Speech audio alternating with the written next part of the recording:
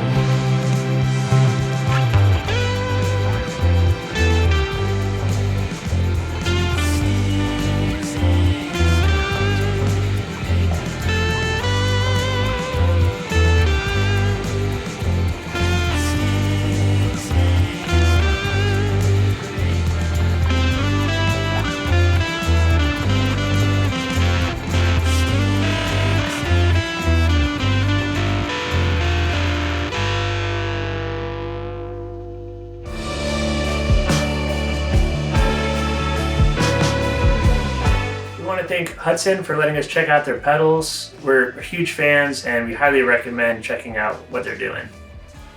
And if you liked the song that you heard today, you can follow those links and hear more from Dream Phases. And we hope to see you at a show sometime in Los Angeles if you're in the area.